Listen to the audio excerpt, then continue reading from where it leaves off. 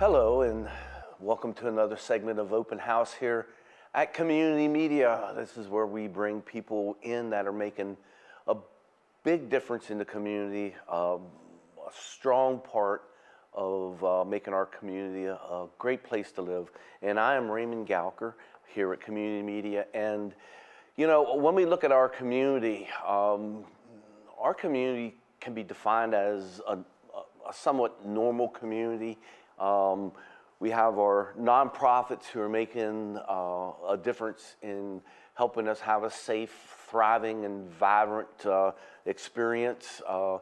We have the businesses that support those nonprofits so that they're able to do that. We have a strong government that are looking after the organizational needs to make the community grow. But you know, there's a part of Adams County and Gettysburg which sets us apart, and that is our history.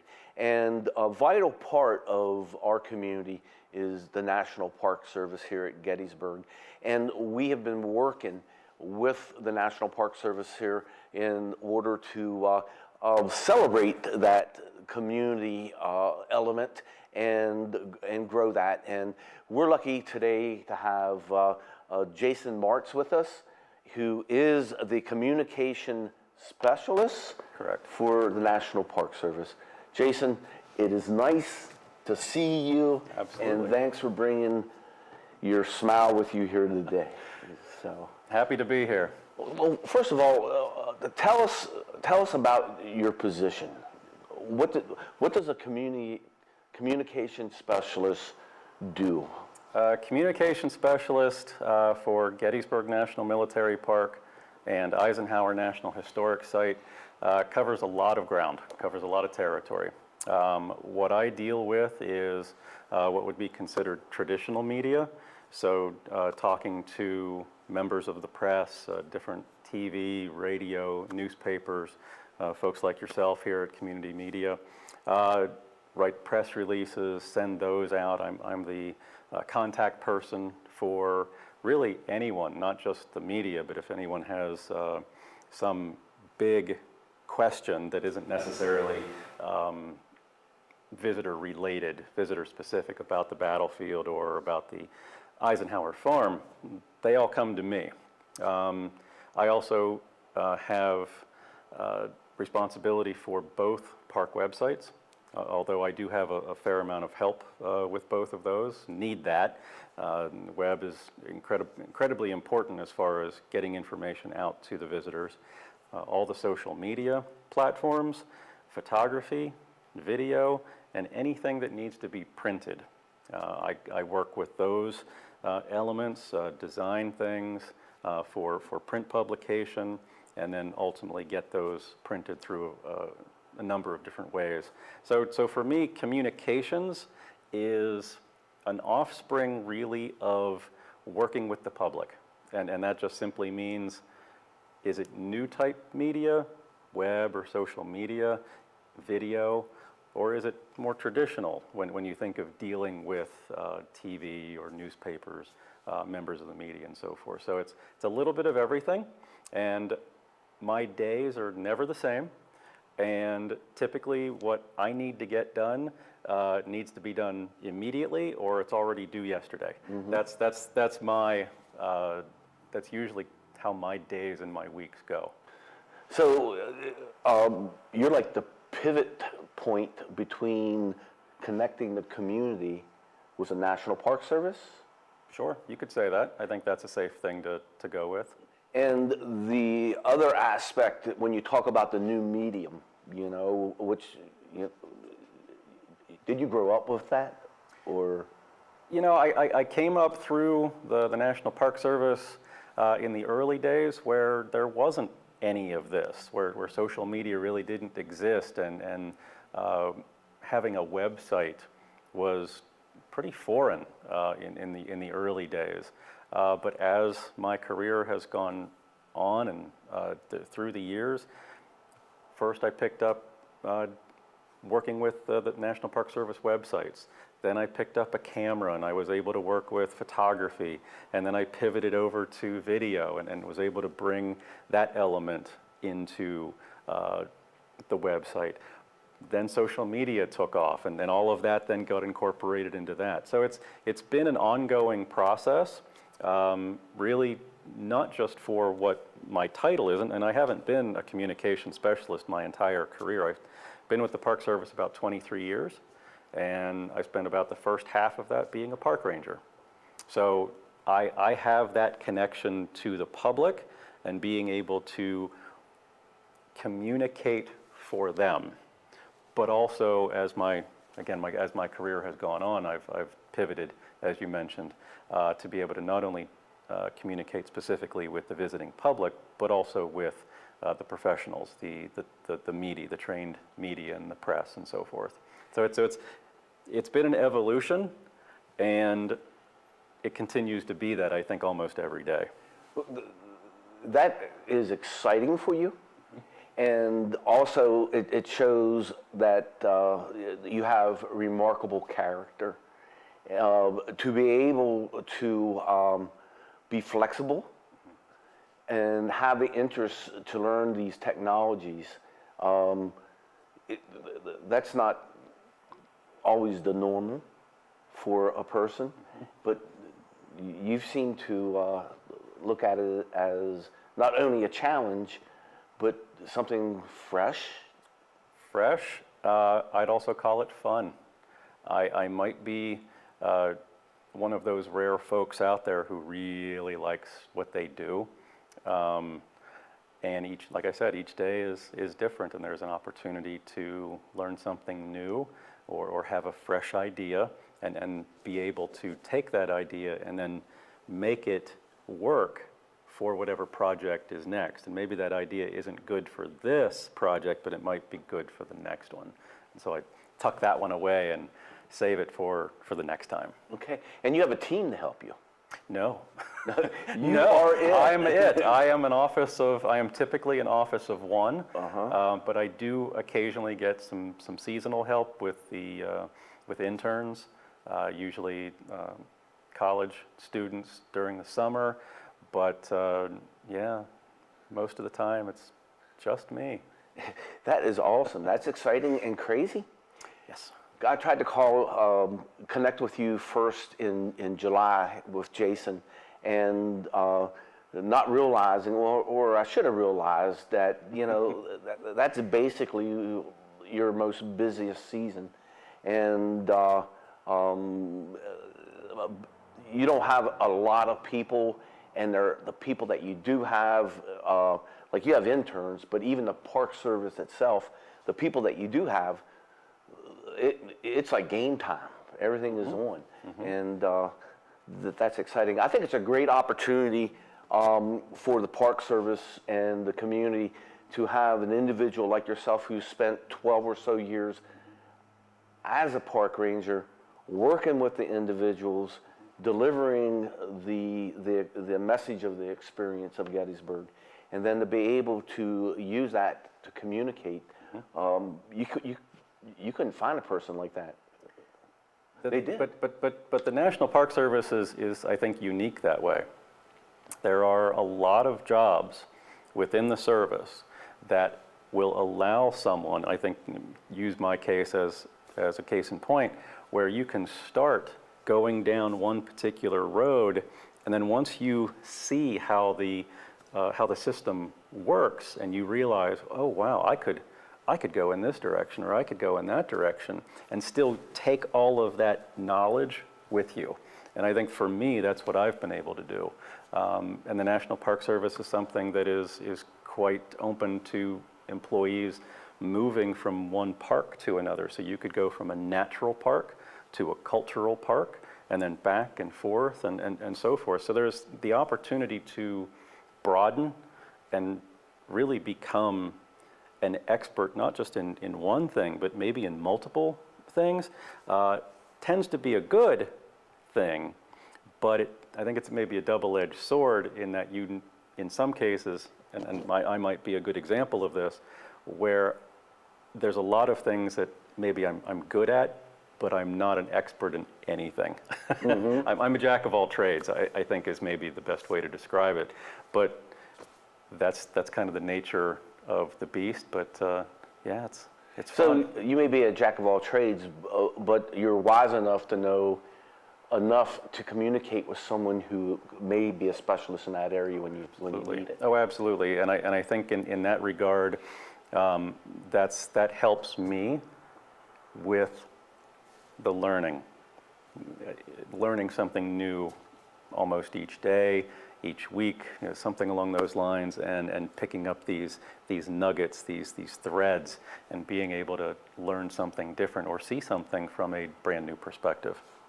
So the atmosphere, the community in the National Park Service seems to be described the same by everyone that I have a chance to talk to that works for the Park Service.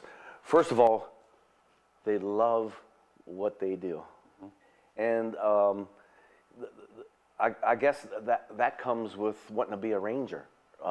Just wanting to be a part of the National Park Service. People gotta love it in order to pursue it. And it's not an easy a job to get, is it? It can be a very challenging world to get your foot in the door. But once you get your foot in the door, then again, that's when you begin to see that even though you might want to initially get your foot in the door going in one direction, there are lots of different opportunities. And that's where maybe moving around to different parks not only gives you different experiences because of the park that you move to, but also the job and the responsibilities changes from park to park. So I could be a communication specialist here in Gettysburg, but if I were to go to another, let's say a natural park, maybe a Grand Canyon or a Yellowstone, even though the core of my position might stay the same, I would have to learn a whole new set of details and specifics that I would need to be able to communicate to the public just because those parks are so different and so unique. And that's really the case with so many parks, is that they're really unique and that they're standalones. And for instance, there are a number of Civil War battlefields, and there are a number of historic presidential homes when we're talking about Eisenhower. But there's only one Eisenhower home. There's only one Gettysburg battlefield. There's only one Gettysburg National Cemetery where Abraham Lincoln gave the Gettysburg Address.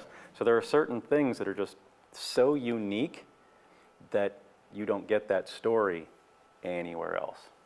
And if you were in that situation, you would have to rely on connecting with your colleagues in order to be able to tell those stories. Absolutely. And identify those details. Jason, did you spend time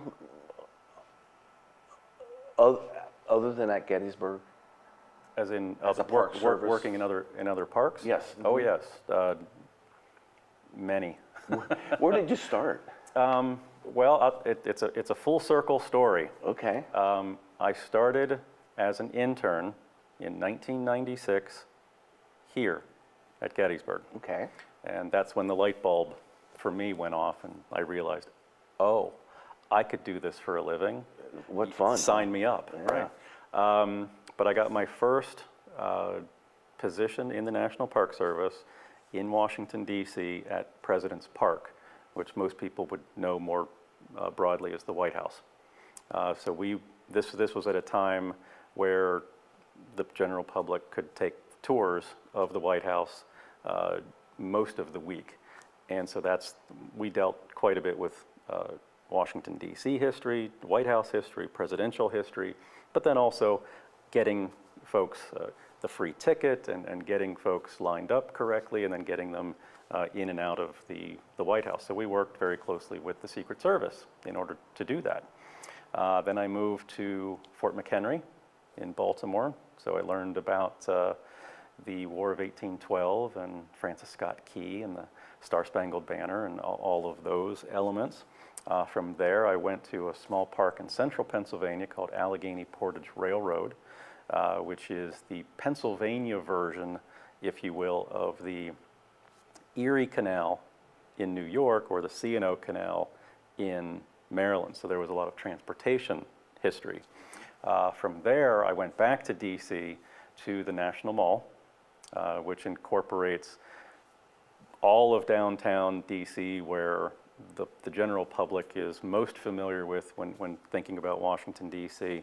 So we operated and interpreted all of the major monuments and memorials, so the Washington Monument, the Lincoln Memorial, Jefferson Memorial, Vietnam, Korea, World War II, FDR, and when I was there, the Martin Luther King Memorial was not there yet. I left before that memorial was put in, but that's also a very important and popular place there in DC. And then I just happened to be at the right place at the right time. We talked about where I was in a certain time frame where I was kind of moving within the world of being a park ranger, but then moving into the world of print design and website content and so forth. And I was asked to come to Manassas to help them get ready for their 150th anniversary of the Battle of First Manassas in 1861, which then would have been in 2011.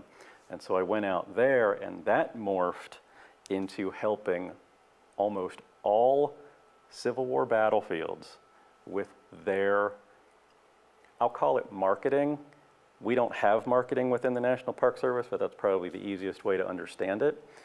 But helping lots of Civil War battlefields with their anniversary events for their 150th between 2011 and 2015, including Gettysburg. Mm-hmm. So I did that for those years, and then that segued into a permanent position at Gettysburg. So I've been here in Gettysburg since 2015. So when you were at Manassas, mm-hmm.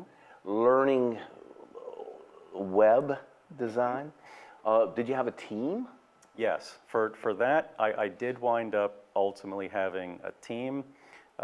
There were anywhere from 1 to 4 on my team pretty consistently over the course of those 4 years. Now, were you managing that team? Yes. And those so like you guys were like trendsetters for the National Park Service. Kinda, yeah. So your team then branched out to other parks and did what you did, established their social media. Yeah, that was at the time that the National Park Service and the Department of the Interior were then beginning to authorize use of Facebook, Twitter, YouTube, and so on. And so we were building from the ground up social media platforms as we went around to these different anniversary events, as we were prepping for it, mm-hmm. and then during, and then after. So would your team actually go to the different locations? Yes. I happen to be maybe for those who are interested in Civil War history and being in certain places at certain times, I was that guy who got to go around to almost all of the National Park Service Civil War battlefields during their 150th anniversary. So I hit maybe somewhere between 20 and 25 of those national parks. So, you know, it's almost like people who go different places and get bumper stickers. Mm-hmm. You could have that all over your car. You'd have 25 of them. I would, yes, absolutely. So, you know, what an exciting time. What an exciting opportunity. What an exciting career. Yeah. And we're lucky enough that you landed here. Yeah, well, I'm happy to be here. Yeah. So the Park Service, you deal with their social media, but they also use social media techniques in order to tell the story now, too. They've advanced their ability to do certain things. Are you involved with that also? Oh, sure.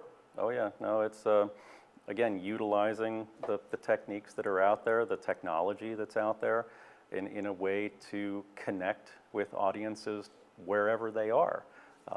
Some people get their information from web only.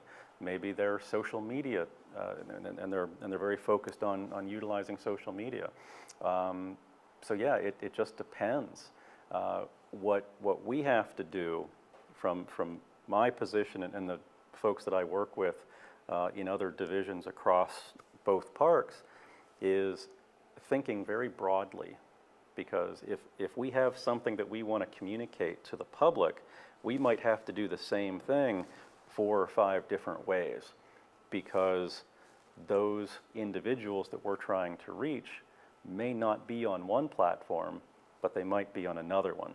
So we have to maybe do the same thing multiple times in order to reach as many people as realistically possible. And now let's complicate it a little bit. Yes. Now you, And time consuming. right? Time consuming. And you have to be able to reach, let's call it the norm, and then those who might have some type of deficit, a hearing deficit, Sure. reading, or things like that.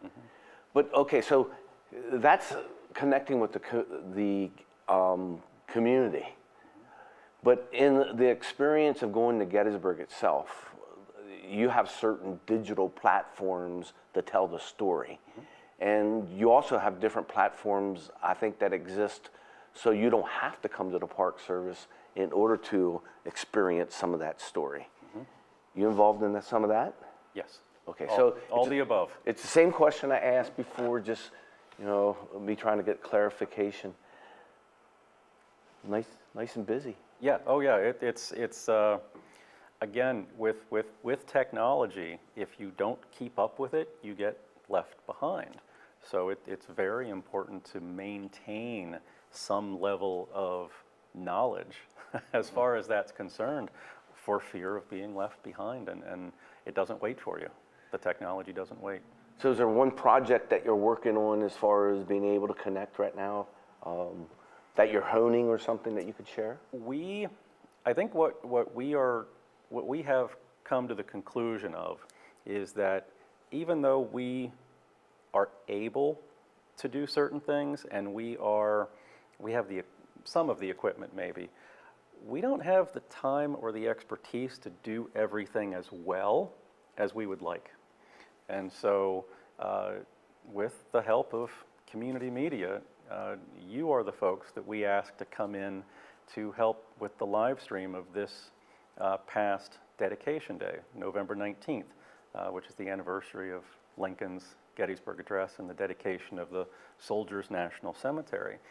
And having that connection with yourself and community media, as well as a number of other platforms that we're connecting with based on being able to hit those different layers. We're thrilled to be able to work with the local entities to be able to help us, because we also realize that we can't be everywhere at once, and we can't be experts at everything. So if we can reach out and call you up and say, hey, we've got a project that we would love to be able to broadcast to the world, whether it be through web or social media, whatever the case may be, we can't do it. We need to turn to folks like yourself. Well, we're really anxious to develop this relationship with you, not only in streaming, but in productions. And we've talked already about some possible opportunities in 2024 in a partnership with the Park Service and other organizations like Destination Gettysburg, and that, like you're saying, it's about building a network. Yes. I mean, do you try to do everything yourself? Do you try to get all the equipment yourself?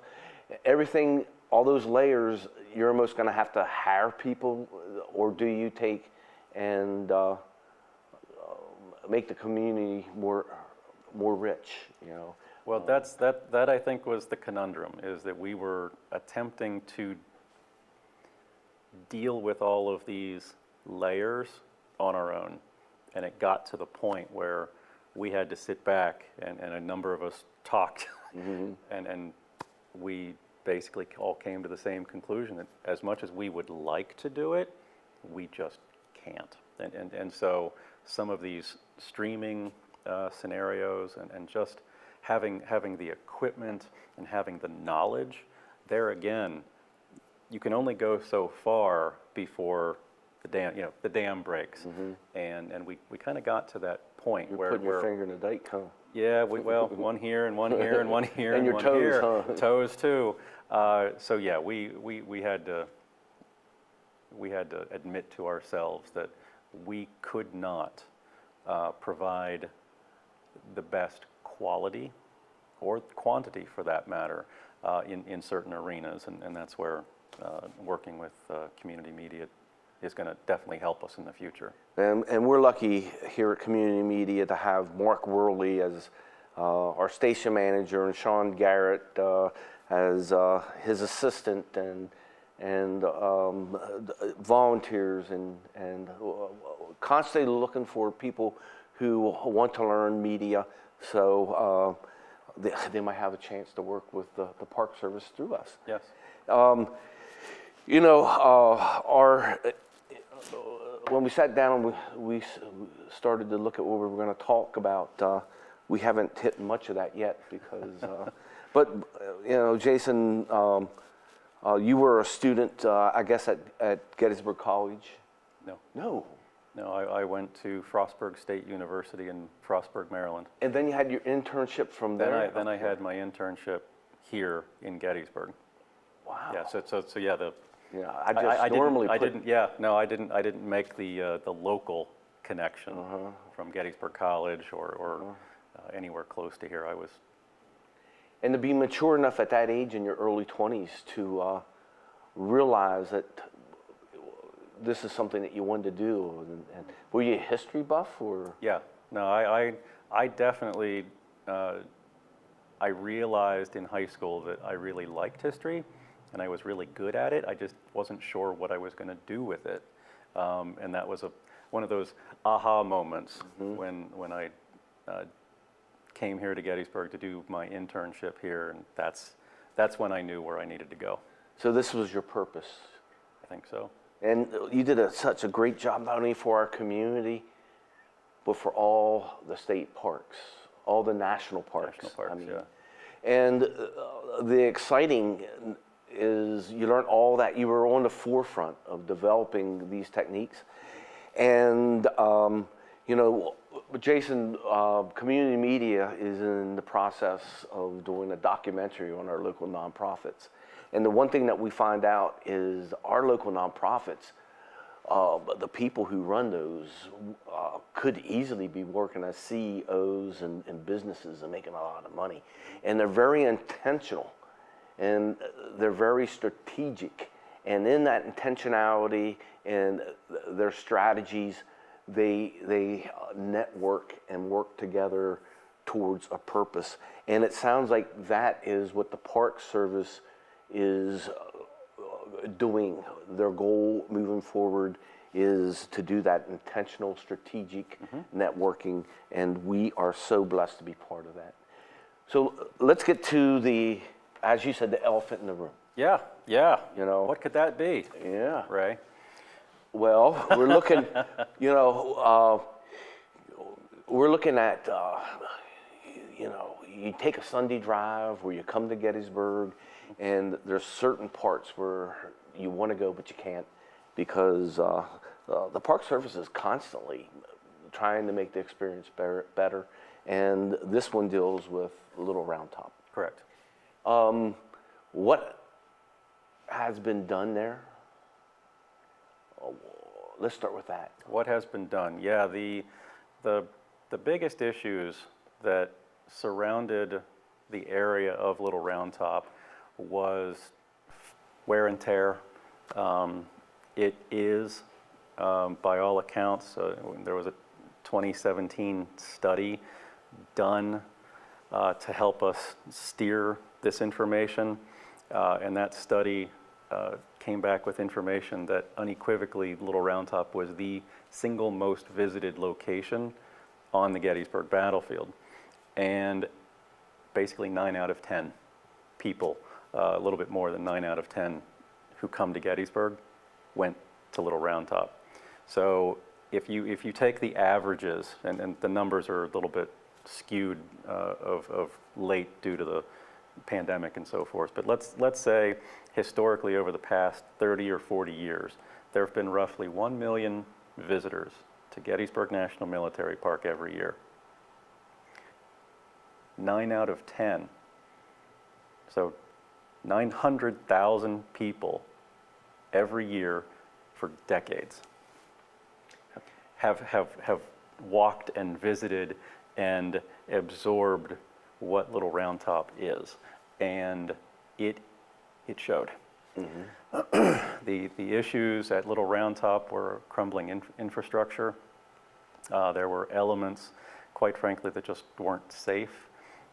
Erosion had taken a major toll on the landscape, and there were certain instances where the erosion had gotten so bad it was beginning to undercut some of the walking paths. And although it never really got close enough, the worst one was beginning to undercut and get close enough for us to be nervous that it was undercutting one of the monuments. So safety was an issue, resource protection, that's natural resources, so the erosion, the cultural resources, which are the monuments and the plaques and the cannons, and then the issue with accessibility. There really wasn't any. So if you came to Gettysburg and you had any mobility issues, or for that matter, even strollers, mom and dad taking the little ones, and trying to visit Little Roundtop with strollers was even difficult. There was very little baked in from decades in the past that addressed accessibility. And so those folks really didn't have the opportunity to have the same experience. And although we're not in the business necessarily of completely altering the landscape, the battlefield, what did the soldiers see? What did they stand on? What ground did they stand on? So that we're in a difficult position where we want to maintain as much of that as realistically possible, but over here, make it as accessible as realistically possible. So we believe that with this rehabilitation project for Little Roundtop that we will be able to address those issues of safety, resource protection, and accessibility. So that's really what it comes down to. And the process has taken a little longer than we had hoped, but we feel that this extra time has been very well spent and that we won't need to do this kind of project again for a very long time. So we're hoping that with this we have addressed those issues, and then we can sit back and the visitors can come back and enjoy that space again. So you want to do it right. We want to do it right. We realize that this is a moment in time where we have an opportunity to get into the weeds, go through the area with the finest toothed comb that we can, and hit everything. Realistically, everything. And bring that space back to what the soldiers would have experienced and what they would have walked away from on July 3rd or July 4th and July 5th when the soldiers started to move on and move out of Gettysburg. So what they left behind is as close to what we want the visitor to be able to see and experience. Not only that, tell that part of the story, but also tell the story of what the soldiers themselves came back to years later and why their monuments are placed in certain locations and how that monument construction, quite frankly, maybe they altered the way that landscape is situated. And there are some things that we learned along the way that we really didn't know before. So this project has not only allowed us to do all those rehabilitation elements, but we've learned quite a bit about not necessarily the battle, But what has happened to the Little Roundtop landscape since then? And the biggest example of that is the 44th New York Monument, and folks will probably recognize that as what's commonly called the castle, okay, on the south end. When we needed to go in, and the construction contractor went in to build a new retaining wall that would then hold ultimately the accessible walkways around that area, they needed to dig down a certain depth in order to get proper depth in order to build the foundation up. And when they got down deep enough, and we have archaeologists plastered over the area. So to let me be very clear, a shovel does not touch the ground unless the archaeologist is there. Okay, those two things go hand in hand, and that has been the case every day. So we're covering all of the historic bases that we absolutely have to. But they got down to a certain depth, and the color of the dirt changed dramatically. And the nature of what they were digging through changed dramatically, meaning the top layer was kind of a fill, stuff. It was added. It was all added stuff. This was dirt, this was rocks, this was all kinds of fill, not native to Little Roundtop. And then when they broke through and got a couple more inches down, the soil got very dark, and it was soil, not this fill, and it was light colored. And we realized at that point how drastic the foundation of the castle, the 44th New York, really was, and that what we're seeing in modern times and what visitors have seen and experienced for decades, well over 100 years. They've been walking on fill that was probably 3 or 4 feet high on top of the actual Little Roundtop space where the soldiers actually stood. So that discrepancy. So what do you do with that? It was kind of a mind-blowing scenario to realize that where the ground is today and where it was in 1863 were two very different things. Are you looking at 3 feet, 4 feet? Yeah. So do you remove that to bring it back to the way it was, or? We can't, because when the soldiers came back to the battlefield to dedicate, build the structure that they would then dedicate to their regiments. That's history. That's history. That was the soldiers' decisions to do that, and we're not going to change what the men who were actually here, what they saw, what they experienced, that they died for. We're not going to change what they did. So in that case, we take pictures, we document everything, but then we can't take that dirt away because that's the foundation for the tower. For the monument. Yeah. So no, we couldn't take it away even if we wanted to. But we also don't want to. That's not, we want to leave everything as relatively untouched as possible, so that we don't want to break new ground if we don't have to. If it's already been disturbed over the course of the history of the battlefield and the various elements that have operated what we call Gettysburg National Military Park, then that's a different story. If it's already disturbed, we document that, but we know that we're not digging in a space that hasn't already been disturbed. But this was a case. This was different. So that's kind of the extreme example of realizing only then, when we had the opportunity and the work was continuing. So yeah, there were some of those examples. So you have the tour of bringing a construction crew in to do some of these things.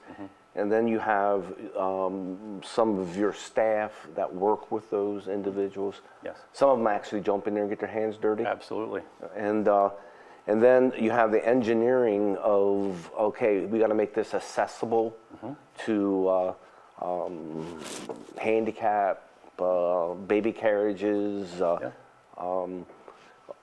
There's a big list. So then it has to be engineered of, based on what you have, what is acceptable, and you're going to do it right, and you are doing it right, and it's taking time. So we need to be patient. Yes. And it'll be well worth it. Where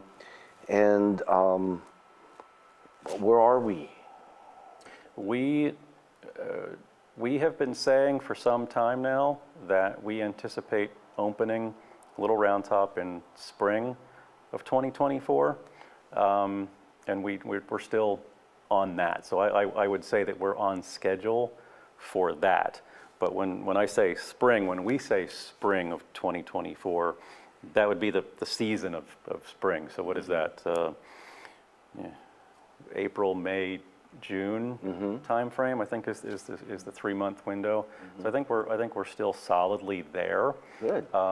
However, and I want to make this very clear, that date, that range, is lightly written in pencil. Well, there's certain things you have no control over. Mother Nature is where I'm going with that. Yeah, if we actually have a real winter, which we haven't for a number of years, that could set that back because they can't.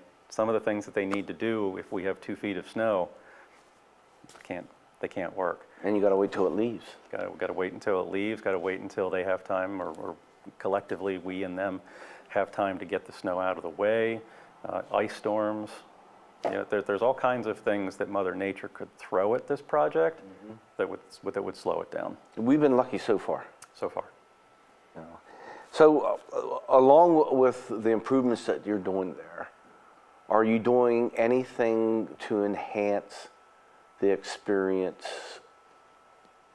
that did not already exist? Oh, absolutely. One of the things, there are 2 prime examples here. One of which is pulling one of the strings that we just talked about, not just the accessibility, but also the safety and the resource protection. There are lots of monuments at Little Roundtop, and there really weren't established trails for the public to get from point A to point B. So they created their own. Those are what we dub social trails that the public needs to get and wants to get from here to here. They made their own trails, and they typically will go in a very straight line, and that's the shortest way to get between 2 points. And they typically would also go straight up and down a hill. You wear out a path like that over time, and that's when the erosion really starts. And that's one of the major issues that we had. So we've been able to combine the need for the public to get to those monuments, all of them, with a new trail system. In many cases, that's not accessible, but it's now permanent. And it's made so that it is something that we can maintain, but it's also a safe space for people to walk, even if the pitch is pretty steep. So let's look at human nature. I'm going down a pathway. Yes.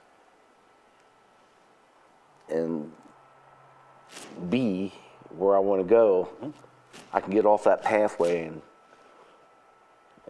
and just walk at it. Did you take that in consideration? Oh, absolutely. Every path had essentially been chosen for us. Right. So we didn't have to choose them. We just had to make them permanent. So you took what people by nature would take and you made them permanent. Absolutely.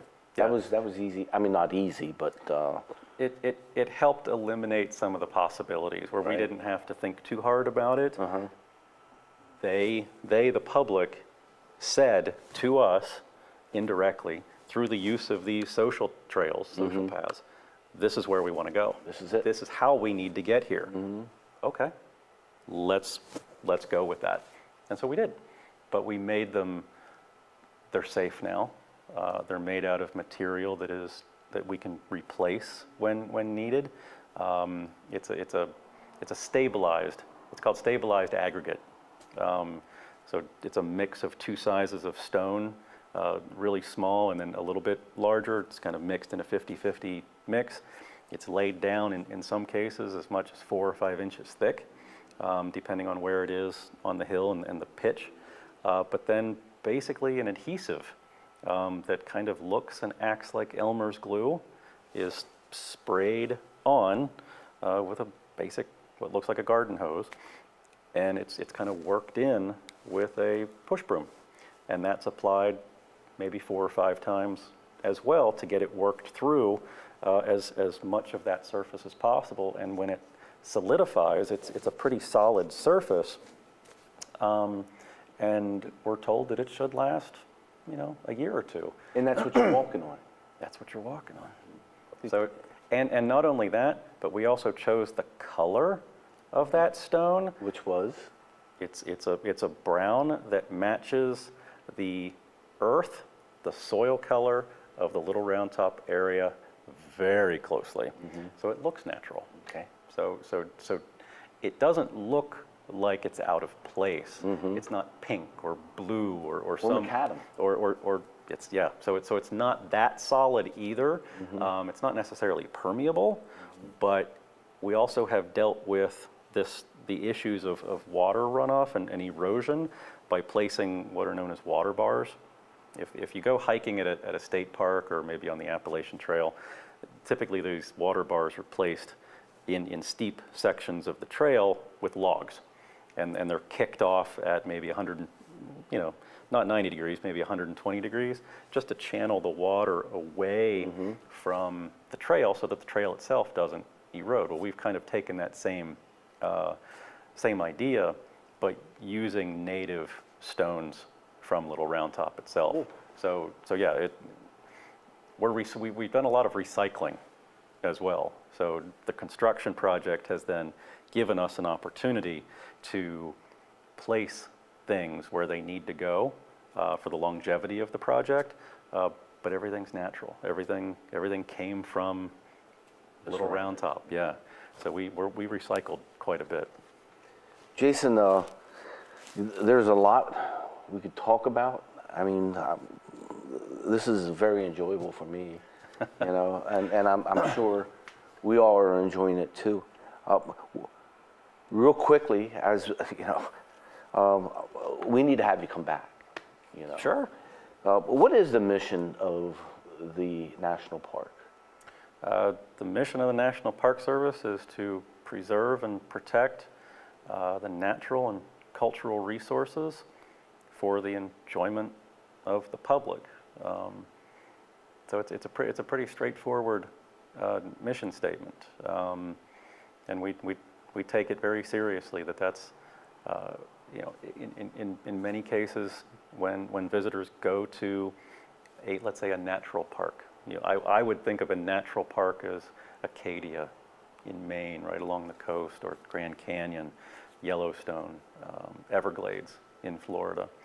And then there's cultural parks, which is most people would think of like a Gettysburg or an Eisenhower, different forts and things like that.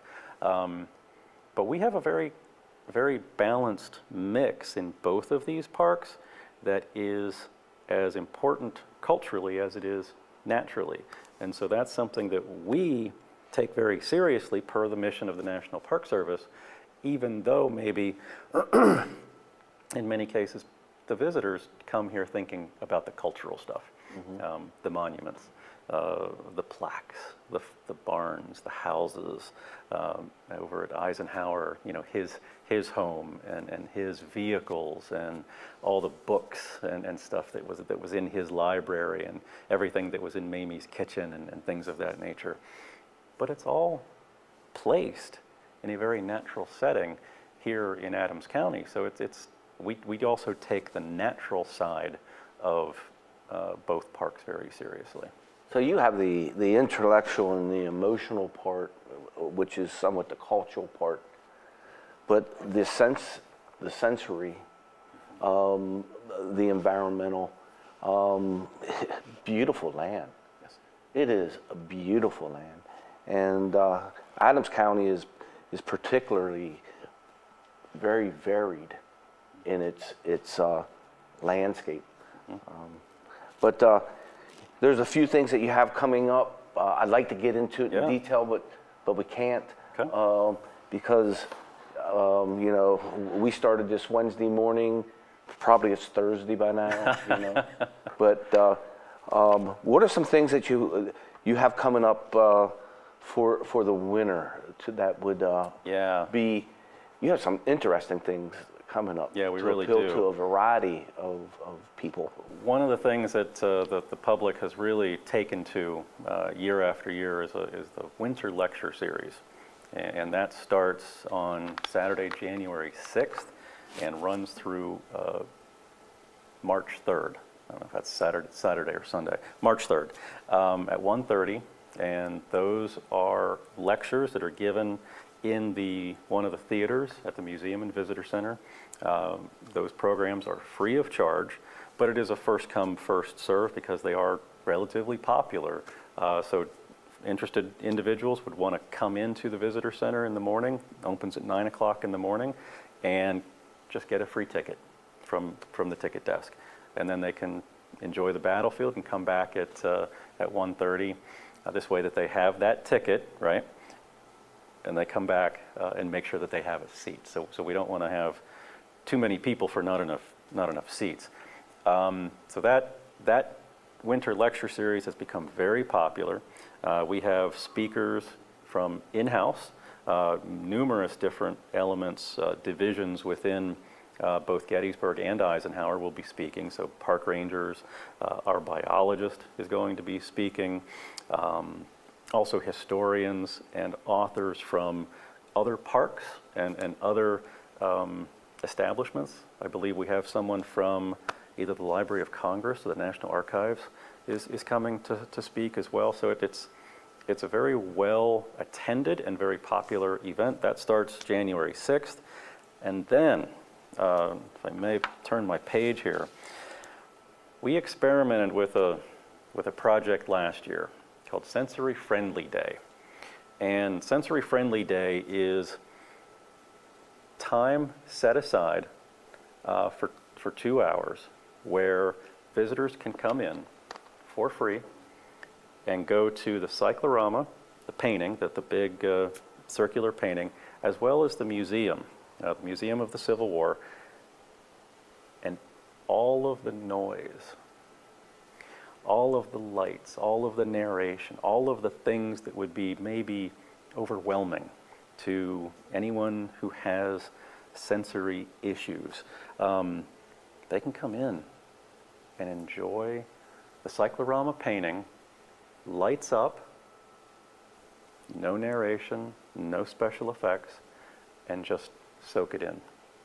Same thing with the museum. There are a lot of films that are running and sound effects and certain things, flashing lights in some cases.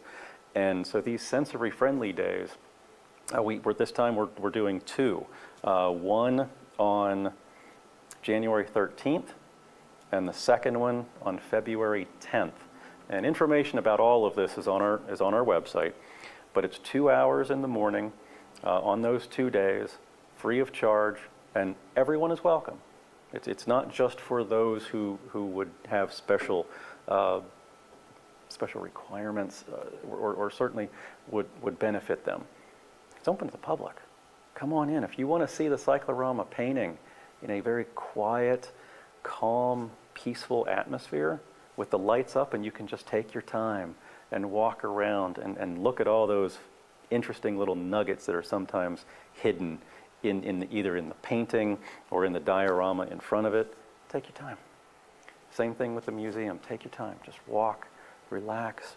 There's also different touch carts where kids and families can reach out and touch different pieces of, and all of this is reproduction, ammunition, uniforms, stuff that the soldiers would have had with them, a musket, see how heavy it is, and actually hold something like that in their hands, and also a quiet space off in one of the side rooms of the Museum and Visitor Center where other presentations are usually held, but quiet space. So these sensory friendly, we did one, and it was very well received last winter. And this time we're doing 2 of those. But there's also 3 more special education programs, one for the visually impaired, one for hearing impairments, and one for English language learners. So we are really beginning to broaden the spectrum and try to get as many people involved as possible, because it's the people's parks. Mm-hmm. You know, the national parks belong to the people, and we'd like everyone to have an experience, and so we're trying to pull in and give that opportunity to as many people as we possibly can. It's kind of an offshoot of what we're doing physically at Little Roundtop, right? Where we're bringing accessibility to as many people as we can, so that they can have that experience. Yep, and not only just so they could have that experience, but they could have that experience through a different method, Absolutely. A different way. Is there anything else that you would like us to know this time, or are you going to hit it the next time we come together? You know, we covered a lot of ground. There's still a lot to cover. I think maybe under those circumstances, maybe we wait until next time. But yeah, there's lots of things that we're very proud of having taken place in 2023, but there's just that many more things that we're looking forward to in 2024. Maybe I'll mention one thing. We were looking to try to do this last spring, and that was open some of the homes on the battlefield for basically a vacation lease, where you would come in and come into to Gettysburg and be able to stay in a number of the homes on the Gettysburg battlefield. And that we hit a bit of a bump in the road, and we kind of had to go a different direction. I'll save you the long story of government processes and how things work. But we are hoping to have 2 of them ready to go sometime in the spring, kind of on the same timeline as Little Roundtop. But we're talking about the Slider House and the Bushman House. Both of those are on the southern end of the battlefield, kind of in the shadow of the Roundtops. So the Bushman House is the one that's very easily, you're able to see it from the Emmitsburg Road, from South Confederate Avenue, there at the picnic area. It's in that part of the battlefield. And then farther down that same driveway, a little bit farther down the hill, is the Slider House. So those are the 2 that we're getting very close to. In fact, some of the finishing touches are being put on the Slider House now, and we're slowly but surely getting those ready to go. And once we have all of the ducks lined up, visitors will be able to have another layer of experience on the Gettysburg battlefield, and they'll be able to stay in either the Bushman House or the Slider House. That's amazing. Yeah. Oh. The demand for that. Mm-hmm. How are you going to deal with that? Is it going to be like lottery, or? No, it's gonna work just like making reservations for a hotel online or a bed and breakfast online, something like that. We actually tried this as an experiment, kind of like the sensory friendly that worked really well, and we got such good comments about last year. We did the same thing with Bushman a few years ago, and then the pandemic hit. And we used that time to evaluate how well the experience was for the public at Bushman, and we realized maybe we need to look at this on a broader scale. So we're beginning to pull in a couple other houses, kind of one at a time. And here's the the good thing, and this is the message that maybe I want to leave everybody with concerning these leases for these historic houses. All of the money that is brought in, the only way that we can use it is to spend it back on other structures. That's it. We can't use the money for anything else. So the structures are essentially going to become self-sufficient, hopefully, over the course of out years. So the money that's brought in can only be used on rehabilitation or upkeep of structures. So the structures, the money that comes in from those two structures is going to help all the other structures across the battlefield. And that's the only, that's it. That's the only money, that money that comes, that's the only way we can use it. Okay. Let me be very clear. And that's awesome. I mean, this is very strategic. Yes. So I went down for July 1st, 2nd, 3rd, and 4th every year Yes. to stay in one of those houses. Yes. You got me signed up already?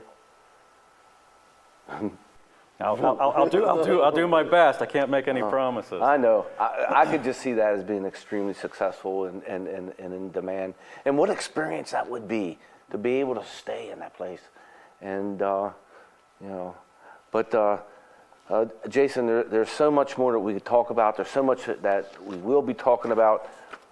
Community media has had a very successful 2023 thanks to the effort of our volunteers and our viewing audience, and we are positioned for a great 2024, Jason, as I can brag about community media a little bit, and it's all about networking and connections. Yes. Which makes it's in Ralph Serpy's from the Adams County Community Foundation. We had an opportunity to interview him, and he gave us the building blocks to making a great community. And that means you get connected. You don't come home and go in the house and close the doors and let the garage door comes down. You find out who your neighbors are. You talk to your neighbors. You get involved with a nonprofit. You volunteer for the National Park Service. And I know one of your goals, Jason, for 2024 is to celebrate the community connections with the local community. We have so many people that come to this area because of the history, and they end up volunteering and becoming part of organizations that make our community better. And we have a lot of people who were born and raised here and just love it. And I think well, we're very lucky here in Adams County to have individuals like yourself giving your skills and your talents to make us a better community and showcasing our history. So thanks for choosing us. And we're very lucky that the Park Service has the community working atmosphere it does that supports the people that work for them and encourages community involvement. Thanks for coming and sharing that. Thank you very much for having me. And thank you for viewing this segment of Open House, where we had a great opportunity to sit down and talk to Jason Martz, the communications specialist at the National Park Service. I hope you had as much fun as I did, and I'm excited to watch the progression of the Park Service. So thanks for watching, and from community media to your family, we wish you the best.